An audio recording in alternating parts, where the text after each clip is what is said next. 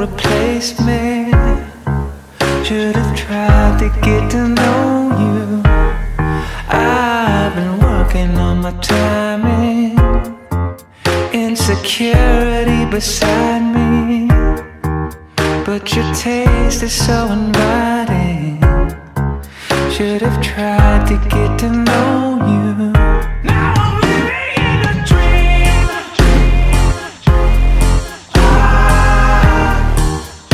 Now I'm living in a dream, and I don't think I'm gonna wake up. Now I'm living in a dream.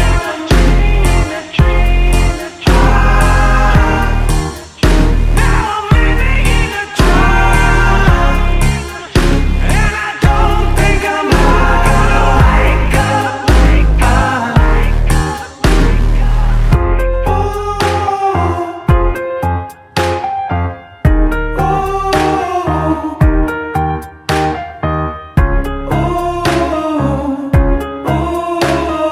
Mama, it's a jailbreak. It's a jailbreak.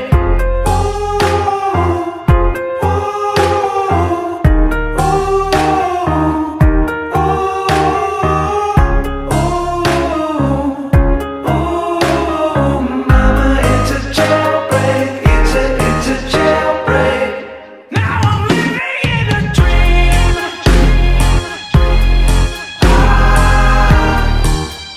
Now I'm living in a dream, and I don't think I'm gonna wake up. Now I'm living in a dream.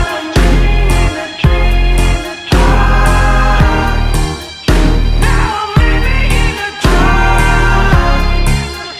and I don't think I'm gonna wake up.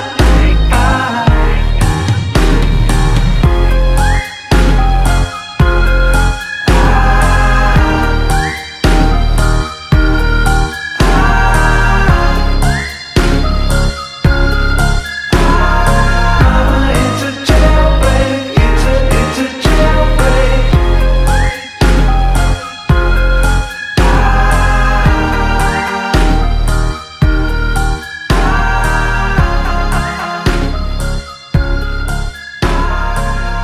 It's a jailbreak. It's a jailbreak.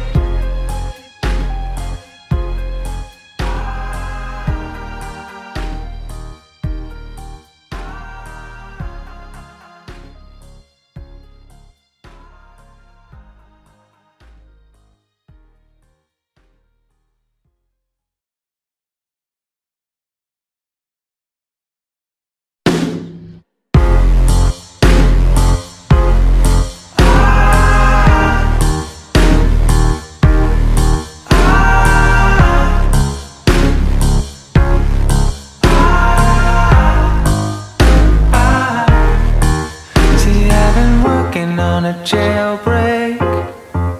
Got no time for a mistake. Any moment till the day breaks. No more time to get to know you. I've been working on a jailbreak. Keep it calm with the fast pace. Any moment till the day breaks. No more time to get to know you. Now I'm living in a dream.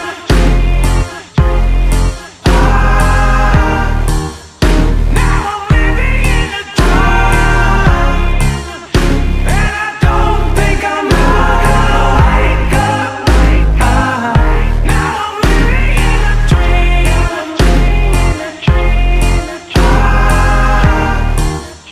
Now I'm living in a dream, and I don't think I'm gonna wake up. See, I've been working on a jailbreak. Got no time for a new fate. Any moment they'll replace me. Should have tried to get to know you. I've been working on my timing.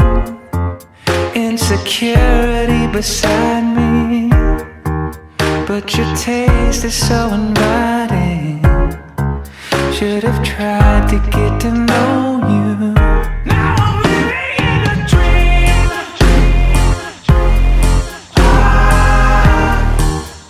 Now I'm living in a dream. And I don't think I'm out.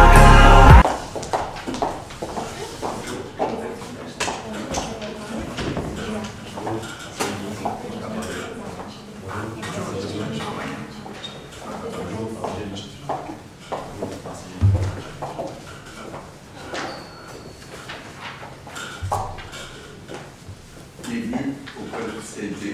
S'il vous plaît, veuillez éteindre le son de vos appareils électroniques. Désirez-vous que j'effectue la lecture des consignes en anglais ou en français? Chaque équipe dispose de 20 minutes afin de présenter son cas au juge. J'ai fixé un carton sur les 10, les 5 et les 2 dernières minutes et les 30 dernières secondes de la présentation. Lors des 10 dernières secondes du discours, j'indiquerai à l'aide de mes deux mains le nombre de secondes restantes. Une équipe n'ayant pas terminé sa présentation après 20 minutes se verra arrêtée afin de passer à la période de questions. Une période de questions d'une durée maximale de 5 minutes est allouée au jury à la fin de la présentation. Je tiens à rappeler au jury qu'il est obligatoire de poser au moins une question lors de cette période. J'inviterai maintenant les juges à se présenter et vous pourrez ensuite discuter. Bonjour, je m'appelle Pierre-Luc Lafontaine, je suis comptable. Bonjour, moi Jean Lompré, fiscaliste chez Amélie. Marc-Antoine Ré, je suis directeur général de l'Investeur du CFA. Jean Paquin, comptable agréé. Est-ce que vous pouvez vous assurer qu'on voit les cartons de temps avant de... Puis vous assurer que tout le monde les voit Oui. avant de les enlever, s'il vous plaît. C'est bon? Oui. Parfait. Alors, bonjour. Bonjour, Mme Grégoire. C'est un plaisir de vous voir. Premièrement, laissez-moi vous présenter mes collègues. À ma gauche, Francis Julien, ensuite Stéphanie Simard et moi-même, Claudia Arcand-Bellemare. Et nous sommes de chez Desharnais et Associés. Si nous sommes ici aujourd'hui, c'est pour vous présenter la planification fiscale que nous avons faite pour votre famille, ainsi qu'en prévision du transfert de l'entreprise éventuelle. Laissez-moi vous remercier d'avoir pris de votre temps pour nous rencontrer aujourd'hui. Puis sans plus tarder, passons au plan de la présentation. Alors, la rencontre d'aujourd'hui va se dérouler comme suit. Premièrement, on va discuter de l'acquisition de PFM. Par la suite, on va parler de certaines questions que vous, Mme Grégoire, nous aviez mentionnées. On va répondre à vos interrogations. On va ensuite discuter des méthodes utilisées par le contrôleur. On va émettre divers conseils, certains à l'attention de M. McShane, puis d'autres à votre attention, Mme Grégoire. Puis on va terminer par une conclusion, puis une brève période de questions. Et je laisse la parole à mon collègue Francis, qui va continuer la suite de la présentation. Alors, on va commencer par parler du transfert de l'entreprise. Donc, l'objectif du transfert, M. McShane voulait garder 10 des actions de l'entreprise par la suite après le transfert. Il veut aussi voir l'entreprise continuer à croître au cours des prochaines années. Et finalement, il veut rester un petit peu impliqué dans le contrôle de l'entreprise dans le futur. Également, M. McShane n'a pas de relais familial, il a de relais familial, mais il n'est pas intéressé à prendre les rênes de l'entreprise. Donc, ce qui nous apporte à la situation présente, donc il veut vendre l'entreprise à une personne de confiance, donc vous, Mme Grégoire, qui est une très bonne employée dans son entreprise. Donc, l'acquisition de PFM, l'organigramme initial, on voit ici, il n'y a eu aucune transaction sur les actions depuis la création en 1991. Donc, c'est pourquoi le prix de base ajusté et le CEV sont encore de 10 000, soit le prix qui avait été investi dans l'entreprise. Ensuite, la juste valeur marchande qui était établie selon les données qui nous ont été fournies. Par contre, c'est sûr qu'on aimerait ça vérifier ou demander un rapport d'évaluation pour des actifs tels que le bâtiment, par exemple, pour s'assurer que la juste valeur des actions est la bonne. Donc, la question est la suivante. Quelle est la meilleure façon de transférer l'entreprise pour vous et pour M. McShane? C'est très important ici, on va insister sur le fait que vous voulez à la fois que ce soit avantageux pour vous, mais également pour M. McShane. Donc, il y a deux façons principales, comme on pourrait dire, d'acquérir l'entreprise. La première étant l'achat d'actifs et la deuxième façon étant l'achat d'actions. C'est sûr qu'il y a beaucoup de différences entre les deux. Les conséquences fiscales ne sont pas les mêmes. Même le prix d'achat également varie dépendamment de la méthode choisie. Donc, commençons d'abord par la vente des actifs. Pour M. McShane, ça permet au vendeur de sélectionner ce qu'il veut vendre et qu'est-ce qu'il veut conserver comme actif. Par exemple, il peut garder les placements si ça l'intéresse. Il peut vendre seulement les actifs qui sont utilisés dans l'entreprise, par exemple l'usine ou bien les équipements, par exemple. Ensuite, la vente des actifs, malheureusement, ne donne pas droit à la déduction pour gain en capital. ce qui est quand même un élément très important. Ensuite, c'est moins intéressant de rester impliqué dans l'entreprise s'il vend les actifs. Pour l'achat des actifs pour Mme Grégoire, donc vous, la FNAC, la fraction non amortie du coût en capital des actifs qui seront acquis, va être inférieure. Dans le fond, on garde la valeur de la FNAC qui était dans l'entreprise auparavant. Donc, la déduction pour amortissement des années futures va être moins élevée à cause de ça parce que la FNAC va être plus basse. Également, conséquence directe, ça augmente le revenu d'entreprise parce que l'amortissement est moins élevé. Ensuite, l'achat des actifs, ça crée certaines formalités administratives là, pour la vente, pour l'achat des actifs. Et la perte du droit de report les reports de perte. Présentement, on a vu dans l'entreprise de Portes et Fenêtres McShane, il y a des pertes. Donc, si on achète les actifs, malheureusement, on n'aura pas droit à ces pertes-là dans le futur. J'ai oublié de mentionner, l'acheteur normalement préfère cette option-là. C'est ça. Ensuite, pour la vente des actions, pour M. McShane, il y a moins de formalités administratives. Ensuite, la déduction pour bien en capital que je vous parlais tout à l'heure, qui est très, très intéressante. On parle ici d'une économie d'impôt de 425 000 $, ce qui est quand même assez intéressant, comme je viens de le dire. Pour se qualifier pour la déduction pour bien en capital, il faut que la société soit une SEPE, c'est-à-dire une société privée sous contrôle canadien. Et pour ce faire aussi, il faut que les actifs, dans les 2 dernières années, 50% des actifs soient utilisés pour créer du revenu d'entreprise et 90% dans la dernière année seulement. En ce moment, alors où on se parle, actuellement, c'est 84,5% des actifs qui sont utilisés pour créer du revenu. Pourquoi 84,5%? C'est particulièrement en raison des placements d'1,8 million qui sont présents en ce moment dans le bilan d'entreprise. Donc, ce qui nous amène à parler de la purification. La purification, c'est quoi? C'est retirer les actifs qui sont non utilisés pour le revenu, pour créer du revenu. Donc, les placements, c'est sûr qu'idéalement, il faudrait s'en débarrasser. On va en parler plus en profondeur tout à l'heure en implantant une société de gestion pour pouvoir transférer les placements là-dedans. Mais je vais laisser ma collègue en parler plus en profondeur tout à l'heure. Ensuite, juste la vente des placements, la transférer dans d'autres entreprises, on passe directement à 96%, donc on respecte le critère de 90%. Également, on n'a même pas considéré encore le versement de dividendes, du compte de dividendes en capital qui est de 70 000 $, qui augmentera encore une fois le pourcentage des actifs qui sont utilisés dans le revenu d'entreprise. Donc, le vendeur préfère normalement cette option, en raison majoritairement de la déduction pour gain en capital. Et pour Mme Grégoire, les impacts à laquelle l'historique fiscal de l'entreprise, c'est-à-dire les pertes, comme on parlait tout à l'heure, qui vont être transférées, elle va pouvoir les utiliser à l'avenir. Et normalement, c'est un risque pour un acheteur d'acheter l'entreprise parce qu'on acquiert le passé légal de l'entreprise, donc il y a possibilité, par exemple, d'avoir des poursuites par la suite ou quelque chose comme ça. Mais heureusement, dans le cas qui nous concerne, Mme Grégoire est dans l'entreprise depuis 6 ans, donc je pense que vous êtes quand même au courant de ce qui se passe dans l'entreprise, donc ça atténue ce risque-là. Donc, selon nous, le moyen le plus avantageux, c'est clairement l'achat des actions pour les deux parties.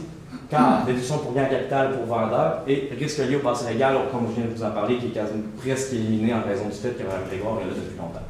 Mais, un bémol, besoin de financement de la part de l'acheteur. Je te laisse la parole à... C'était bon. Donc, comme mon collègue vient de l'annoncer, la question de financement va être très importante.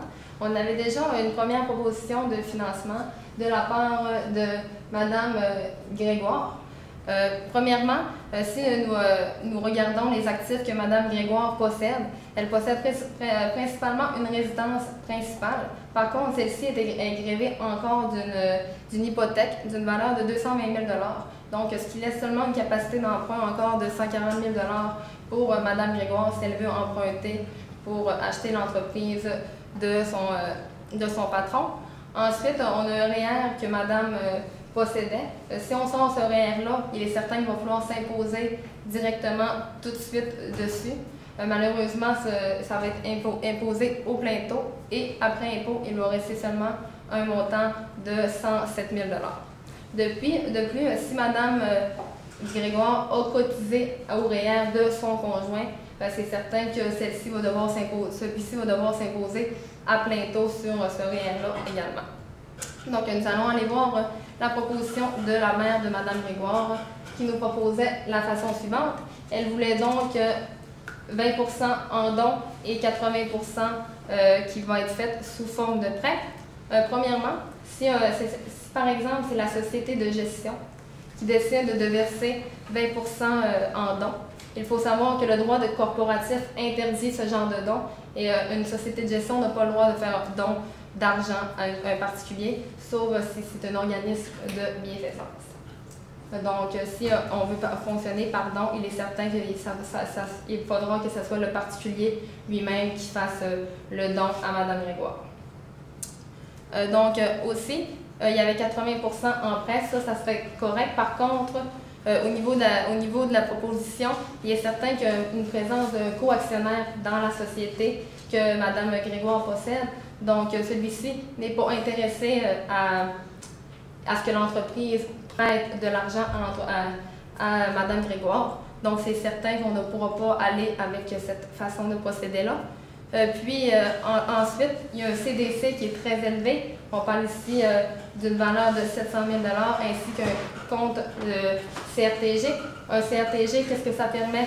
C'est de verser un dividende déterminé, c'est-à-dire que la personne qui va recevoir le dividende va s'imposer à un plus petit taux. On parle de 18 % au lieu de 38 %. Donc, ça serait très avantageux. Par contre, en raison du co-actionnaire, il peut être plus difficile de pouvoir verser ce dividende-là à Mme Catalina, étant donné qu'il va falloir verser le dividende aux deux là, dans le cas présent, étant donné qu'ils sont tous les deux copropriétaires de l'entreprise. Ensuite, on n'est pas certain dans l'entreprise, étant donné qu'on n'avait pas le bilan de la société, c'est les liquidités nécessaires pour verser un tel montant. Donc, en conclusion, nous pensons que cette proposition-là est trop complexe et qu'on va vous proposer une autre solution pour que Mme Grégoire finance l'achat. En plus, si par exemple, dans la société de gestion qu'on va vous présenter tantôt, on n'est pas capable de racheter les actions, on va pouvoir utiliser Mme Catalina Grégoire pourrait nous faire un prêt qu'on prêterait à la société pour rembourser les rachats d'actions. Donc, on va regarder l'organigramme encore initial. Donc, on avait M. McShane qui possédait 10 000 actions ordinaires de portes et fenêtres McShane. Donc, nous autres, qu'est-ce qu'on vous propose? C'est premièrement de créer une société de gestion pour M. McShane. Qu'est-ce qu'on va faire? On va faire un roulement selon 485 paragraphe 1.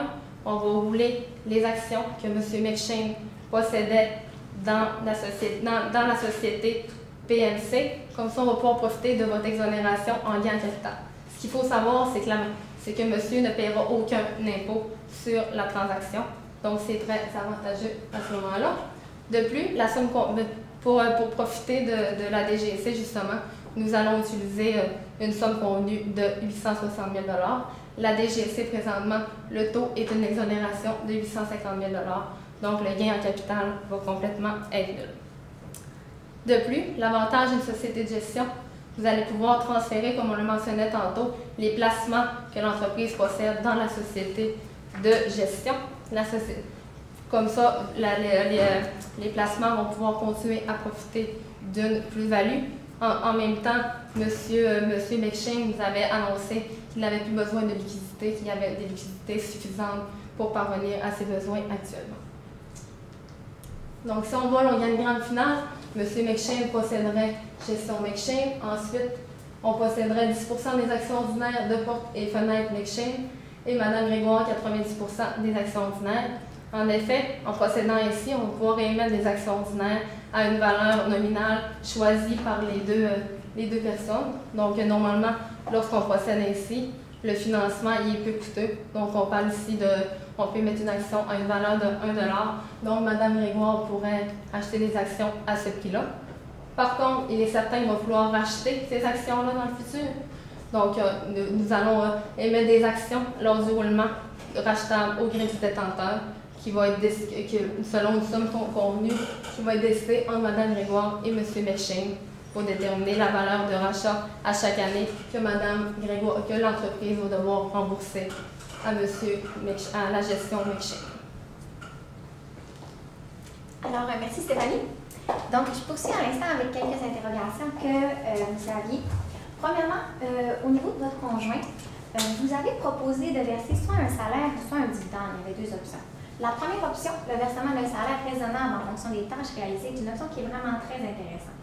Ça permet de profiter de la progressivité des taux. Les salaires sont déductibles pour l'entreprise. La deuxième option que vous nous aviez proposée, le versement de dividende, c'est possible uniquement si votre conjoint souscrit aux actions, donc s'il est actionnaire, on ne peut pas verser de dividende à une personne qui n'est pas actionnaire. Puis comme ce n'est pas déductible, ce n'est pas l'option la plus avantageuse pour vous. De plus, en versant un salaire qui est adéquat toujours et raisonnable, on va pouvoir lui permettre de cotiser à son réel, donc de créer de l'espace réel, c'est un avantage. Ensuite, vous nous avez demandé d'analyser les conséquences des pertes cumulatives sur les placements. Au total, on avait des PNCP de 10 182 négatifs, bien sûr. L'impact de ces pertes-là, c'est que ça limite la DGIC. Cependant, cet impact-là va seulement être important au niveau où vous allez avoir besoin de qualité pour la DGIC, éventuellement dans plusieurs années. Pour le moment, ce n'est pas un problème. Éventuellement, lorsque vous désirez vendre votre entreprise ou encore cristalliser, ce qu'il va falloir faire, c'est éliminer ces pertes-là si elles n'ont pas été éliminées par des gains. Dans ce cas-là, une des planifications fiscales qui serait possible, c'est de vous verser des dividendes qui vont tout simplement annuler les PNCP. Maintenant, au niveau des méthodes qui sont utilisées par le contrôleur, vous nous aviez demandé de commenter les méthodes qu'il utilisait. Premièrement, les frais de voyage entièrement déductibles vous posaient questionnement. Vous demandiez pour quelle raison est-ce que ces frais-là étaient déductibles à 100%. On remarque ici que les frais sont déductibles uniquement entièrement s'ils sont utilisés pour des employés qui sont à l'extérieur de la zone métropolitaine où ils travaillent habituellement pour 12 heures. Donc, ce traitement-là peut être adéquat si c'est conséquent avec cette règle-là. Cependant, les repas sont déductibles à 50% si ce n'est pas utilisé dans ce contexte-là. Il faudrait voir les pièces justificatives puis poser des questions au contrôleur si on veut savoir là, exactement. Ensuite, il y avait des repas mensuels payés aux employés. On avait un montant de 5 000 par mois. Fois 12 mois, on arrivait avec une dépense de 60 000 Normalement, ces repas-là seraient déductibles à 50%.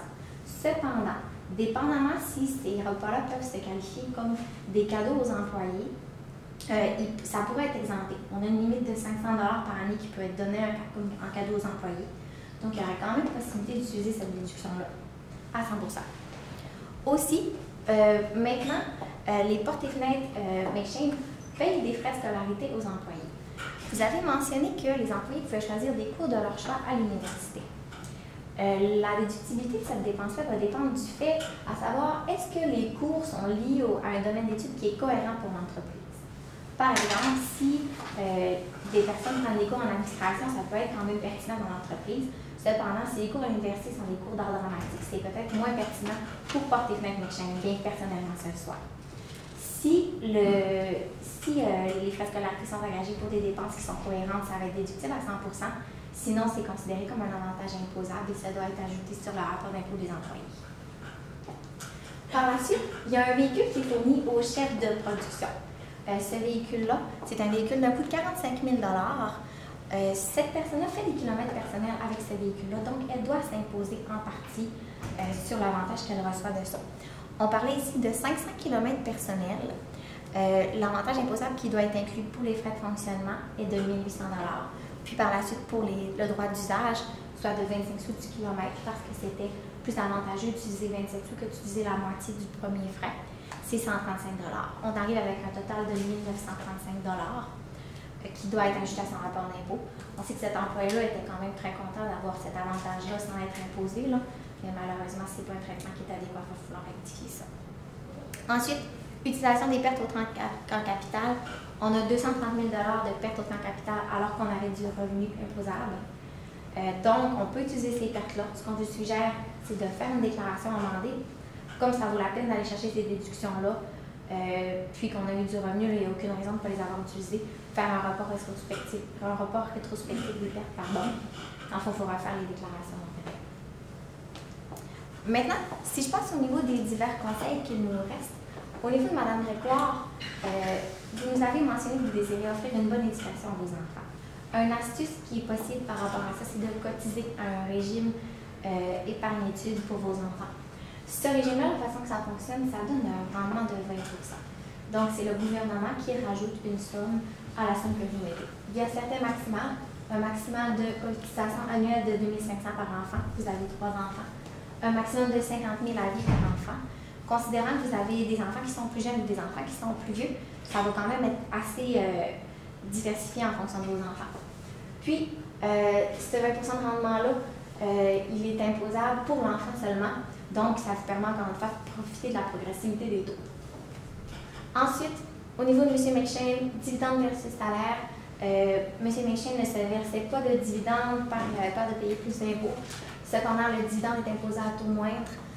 Dans ce cas-là, il va pouvoir profiter du remboursement de dividende du RPD, puis utiliser le CDC, on l'a mentionné plus tôt, qui est une bonne solution aussi. Aussi, rapidement, les derniers points. Au niveau de porte-fenêtre McShane, il y a quand même certains conseils qu'on peut mettre en branle. Entre autres, on pourrait offrir une rémunération compétitive en versant des options d'achat d'actions qui peuvent être intéressantes. Si vous êtes intéressé, ça va nous faire plaisir de vous en parler plus en détail. En conclusion, l'acquisition de porte-fenêtre McShane, c'est une entreprise qui vaut vraiment la peine, dans laquelle vous travaillez depuis longtemps, vous connaissez l'entreprise, vous connaissez son fonctionnement. Ça réduit énormément le risque de cette acquisition-là. On vous a suggéré d'effectuer un roulement avec l'article 85 paragraphe 1 dans une société de gestion, puis d'acquérir par rachat d'actions. Ensuite, on a profité du moment aussi pour vous émettre quelques conseils, entre autres au niveau de votre salaire, puis du salaire de votre mari, Nick. Aussi, on a commenté les méthodes utilisées par le contrôleur. Il y avait certains éléments qui avaient été traités de mauvaise façon, mais il n'y aura pas de problème à les redresser. Ça va nous faire plaisir de faire ça pour vous. Par la suite, on a émis le conseil de cotiser au régime épargne-études pour vos enfants. C'est ce qui conclut la présentation d'aujourd'hui. On vous remercie énormément pour votre écoute. Puis si vous avez des questions, on reste disponible.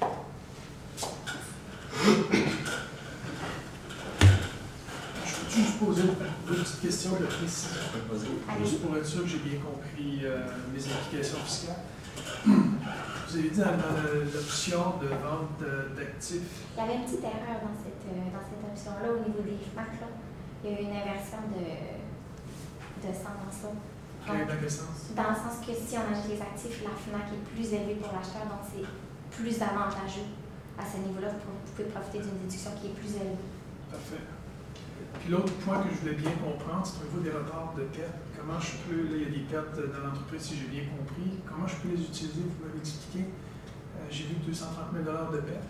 Oui, dans le fond, c'est des pertes que vous avez de 2014 et 2012, si je ne me trompe pas. 2004 et 2004 et 2012. Qui n'ont pas été utilisés. Vous allez pouvoir les utiliser contre le revenu qui a été réalisé par la suite. Donc, n'importe quelle déclaration fiscale où vous avez déclaré un revenu, il est possible de les utiliser pour faire une déclaration amendée à ce niveau-là. OK. Comme vous ne les avez pas utilisés au moment où vous avez fait la déclaration. L'autre petit point, il est juste un petit peu technique, ça je veux comprendre. Vous avez parlé de verser un dividende du compte de dividende de capital, qu'est-ce qu'on doit faire? Est-ce qu'on doit produire un feuillet T5 lorsqu'on fait ça? Qu'est-ce qu'on doit produire comme papier? Rien du tout. Oui, pour répondre, il faut remplir un document pour se faire verser le compte de dividende en capital. Il faut que l'actionnaire... C'est ça, ce que je voulais dire dans le fond, c'est que ce n'est pas rajouté dans la déclaration de revenus de la personne qui reçoit les dividendes. C'est juste complètement... T5. OK, donc c'est pas un feuillet d'impôt T5, ce sont d'autres formulaires qu'on doit remplir? Pour le déclarer au gouvernement, exactement. OK, et quand est-ce qu'on doit remplir ces feuillets-là? Entre 30 et 60 jours après la fin de l'année. OK. Voilà. J'ai une question plus sur la structure au moment de l'achat. C'était clair pour l'achat, je pense qu'on achetait les actions, si j'ai bien compris. Pour M. McShane, vous avez proposé de purifier. Le but étant, puis peut-être c'est moi qui ne l'ai pas eu, mais c'était d'avoir notre DGC pour M. McShane. Okay. Le fait qu'il n'y ait pas une contrepartie d'argent immédiatement. Donc, M. McShane utilise ses actifs pour nous permettre de faire l'acquisition. Est-ce qu'il y a quelque chose qui peut se passer pour lui au niveau de la DGC ou il n'est pas nécessairement à risque si on fait une structure comme ça? Au niveau de la société de gestion, il va falloir respecter le ratio 50-90-90-50, dépendamment du moment auquel est-ce que l'échange va se faire. Si l'argent n'est pas... En fait, si la société de gestion ne se qualifie pas, il va falloir qu'il se verse un montant d'argent pour s'assurer de se qualifier. Là. Fait que oui, en transférant, il y a quand même un certain risque si on transfère les placements, qu'il n'y ait que des actifs qui sont inutiles, mais dans ce cas-là, il y a tout simplement les encaisser. Là. Si je peux ajouter, la DGC était déjà toute utilisée par le fait qu'on avait fait un roulement des actifs de M. Grégoire dans la société de gestion. Et la déduction pour gain de capital, c'était utilisée à ce moment-là. Exact, c'est ça. C'est pas une question piège, c'est vraiment pour frapper un point de plus là-dessus. Donc, ma DGC est déjà pris. Oui, elle est déjà prise. Fait que dans le passé, vous ne pourrez plus utiliser le DGC à moins que le taux augmente de déduction pour gain de capital. En parlant de M. McShane, pas de M. Jason. Je vais envisager d'autres méthodes ou un mix. Tout d'un coup, M. McShane, il ne veut pas rester aussi à Alice puis exposé. On a envisagé d'émettre des actions superdotantes à M. McShane. Là, en ce cas, il va falloir un peu discuter des modalités avec lui, là. Mais c'est sûr que pour diminuer le risque relié au rachat d'actions, d'émettre des actions superdotantes, ça va être important. Jusqu'au moment où les actions vont être totalement rachetées. Ce que je veux dire, c'est que dans votre transaction, M. McShane, il finance au complet.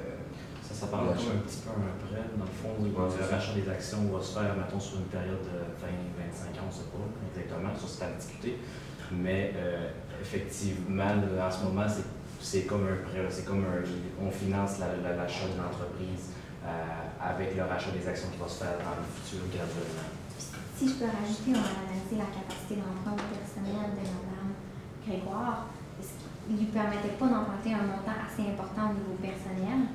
Il y a peut-être des actifs qu'elle possède qui n'étaient pas mentionnés, là, mais c'est quand même un montant de 12 millions. Là, ça prendrait beaucoup d'actifs pour arriver à mettre ça en garantie. S'il ne finance pas lui-même la transaction, il va falloir aller vers une société de capital de risque pour pallier, ou il va falloir qu'il vende à une personne différente ou à un groupe d'investisseurs. S'il veut vraiment vendre à Mme Grégoire, il va falloir qu'il finance lui-même la transaction. La période des questions est maintenant terminée. Merci. Merci beaucoup.